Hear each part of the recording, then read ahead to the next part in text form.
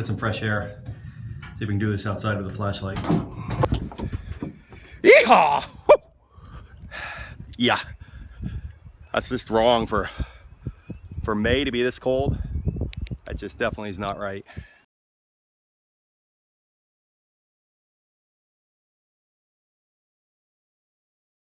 This is the last sauna video. Project's done.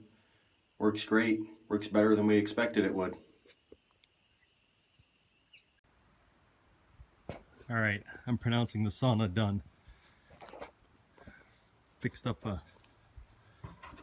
primitive latch and a door pull on the door. Up here you see total cop out. Use nails to hang clothes on because I just didn't have any wooden hooks and didn't want to go in the woods to get them. Built some benches to sit on when you're changing. Put a bench over there. And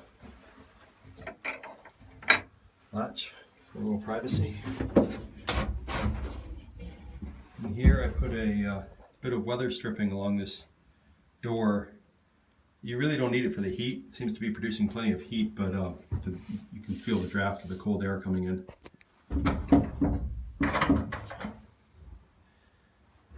Inside here I had to make a couple of modifications.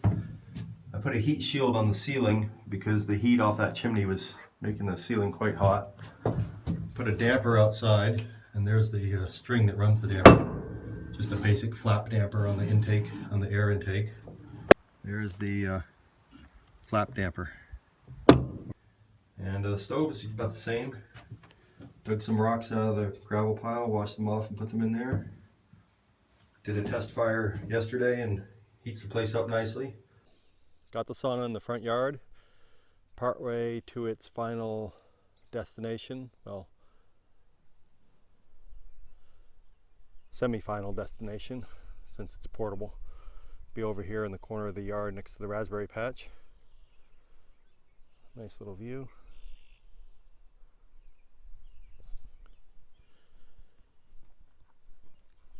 Show you some of the additional features we've added. Inside there I put a safety bar in front of the stove, which gets really hot. And the benches were getting hot too, so I kind of cut a curve around them to make them a little farther away from the heat of the stove.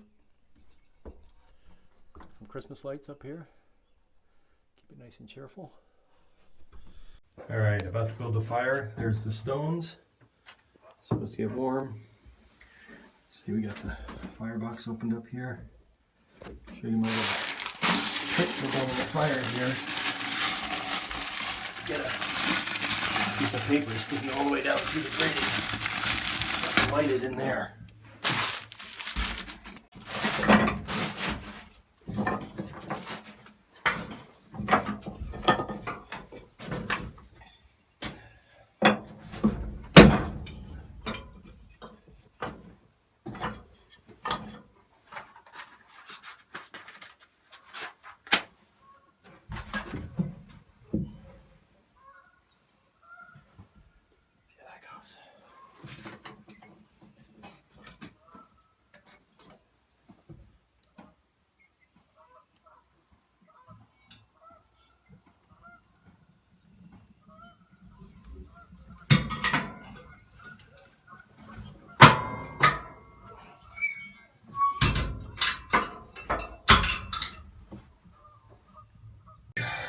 Alright, Ford, load up the fire before this camera steams out.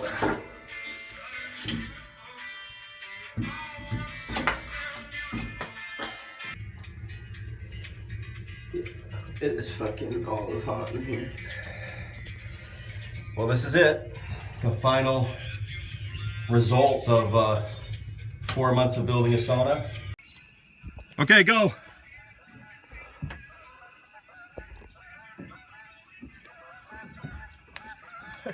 I don't see any steam.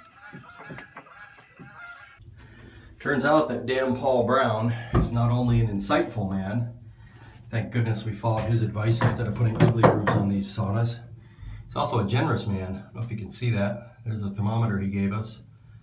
Looks like we're working toward 180. It's pretty good. This is probably my 4th or 5th sauna in here. So I'll give you a pro tip.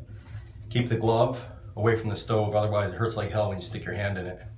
Keeping them down on the floor now. Wow, out here cooling off. 180 is pretty darn hot. On the other hand, it's about 30 degrees outside and there's a stiff wind and it's blowing right through the gap in this door, and that's pretty cold. It's hot, no question about it. A little nerve-wracking being in here by yourself. I'm wondering what would happen if I passed out. I got a plan. My plan is, if I get lightheaded, to try to throw my head against the door and at least get my head outside before I pass out. Otherwise, I'd just probably lie in here and cook till the fire went out. Be a question whether the fire died before me, I guess. Well, there you go. Had to rig up a light out here because it's gotten dark now. But it's pretty cool. Hear the ducks and the peepers in the background. Guess I'd have to say this project came out as close to the way I wanted it to as pretty much any project I've done.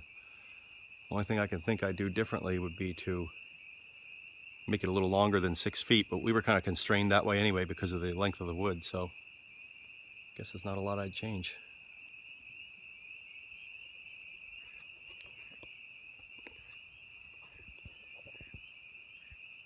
There's some ducks out there too.